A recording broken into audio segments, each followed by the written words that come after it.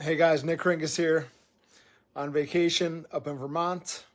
Obviously, you see the yellow walls, this is the house that my wife used to come when she was little. They've had the house for years and years, so I think the yellow color was probably from the early '80s, maybe '70s. Who knows? But anyway, this morning before we left, I was going through people's drivers and what they proposed should be their drivers, and I wanted to talk to you about why campaigns or initiatives or projects, why I think they failed in the past and why it's now different with the great game of business and with open book management and with the motto that people support what they help create. So in the past, things they would fail miserably. If I was the one coming up with the project or the idea and giving it out to people as to say, like, this is what we should focus on, it was just at best an uphill battle, and at worst, it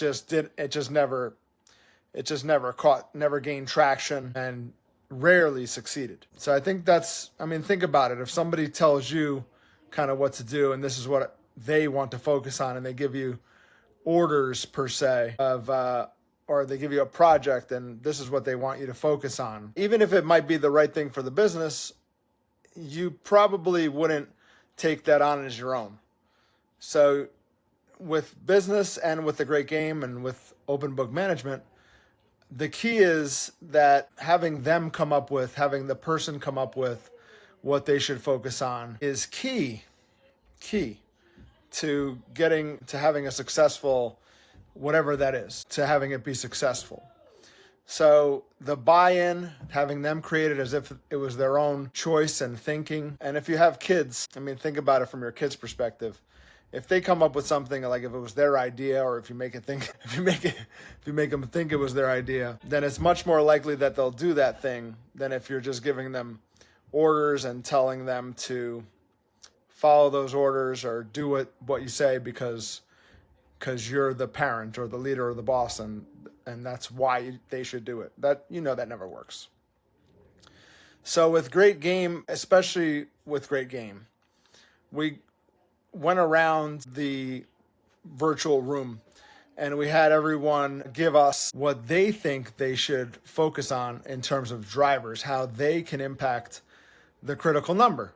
And we did the same thing for the critical number exercise when we surveyed our team members and asked them what the major critical issues were for the company and what we should focus on for the next year. What should be our critical number? And just the process of having everyone give their input, even if it's not the thing that we went with in the end, was still powerful because those people were heard and they participated in the process, which is so key to getting things off of you and getting things to just work more smoothly. Once you have other people involved in coming up with the game plan, coming up with the direction, the strategy, the whatever, it's now off of you and they have taken a little bit of ownership.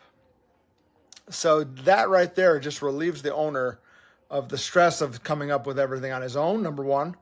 And number two, not having to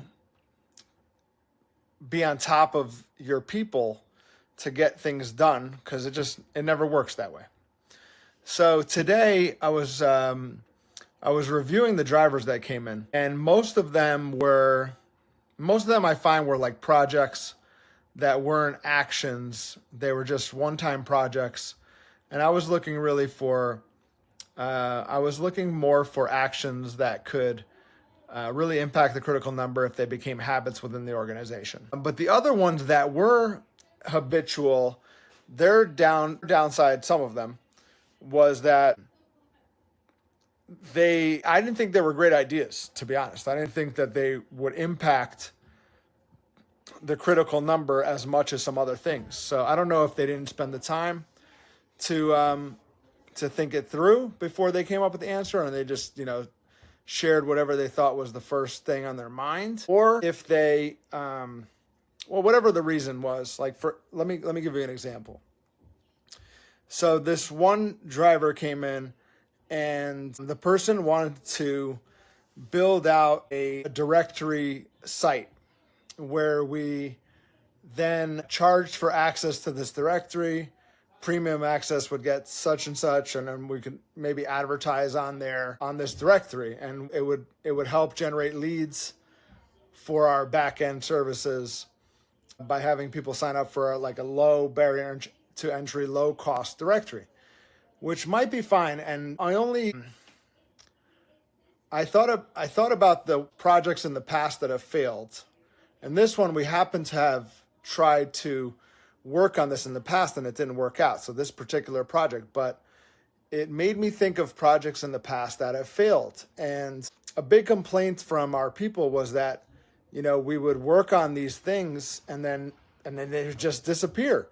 So we'd spend so much time, multiple people on the team worked on these things, and then they just disappeared for whatever reason. They lost steam.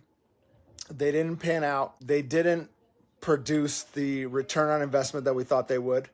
We didn't produce the whatever that they thought they would. For whatever reason, projects in the past just didn't work out. So I think it's just super important. And one of the things that I learned from the Great Game of Business was you have this very clear criteria with which you assess and grade these drivers or activities or projects, and they're just objective. So the person won't feel like you're personally attacking them as if it was a bad idea, and you have this constant tool that you can go back to, which is the effort impact map. And essentially the effort impact map is an X and a Y axis, and you put each activity, and you can do this with the team. I urge you to do it with the team, but even when you're judging something that someone wants to do, my response to this person was the effort that it's going to take and the cost that it's going to take is going to be really high to get this directory off the ground. And the time that it'll take to get it off the ground is probably going to be, months, maybe even 6 months. And I asked him, so I said, the effort is really high and the impact on our critical number is very hard to measure. So yeah, it might be high, but I would say it's probably mediocre, only because we would have to get through all this effort and cost before we even got there to have a real impact on the critical number. So I said, based on the effort impact map, it's just not something that I thought that we should focus on. And now I also urged the person to come back to me if they thought I was wrong, if they thought that the effort was lower than I was saying, or if we can get it out faster, like with an MVP or minimal viable product, to test something smaller to see if it would be successful before we allocated all these resources, time and effort and cost into rolling out a big directory site and then going out there to sell it when we don't know if it would even sell. So based on the effort and impact map, I then suggested another activity which I thought the person could help out a lot more with our critical number. I think he could impact the critical number with a lot less cost and effort, and he'd have a lot higher impact. So that's so two things that I just wanted to go over with you today was based on what we've been covering, based on what I've been doing in our agency, is having people support what they help create. Having people, that's the motto of the Great Game. Having people come up with the ideas and not necessarily giving them. So learning to ask questions and sometimes leading people in the right answer, but really just having it open-ended so they can come up with the answers. And then based on those answers, then together with that person, assessing and judging those activities and initiatives based on effort and impact. So as business owners, we can't focus on everything. So the effort and impact map is a really good tool to figure out what you should focus on. And obviously the sweet spot is those low effort activities that have the biggest impact. All right, guys, just remember, people support what they help create. I'll do my best to do these videos while I'm away. I had to sneak out. There's about 20-something people in the other room getting ready for dinner, so I snuck out to pump this video out. I want to stay in the habit of that with these yellow walls and everything. Remember, people support what they help create. If you have any comments or questions, don't hesitate to leave them below. And thanks for watching.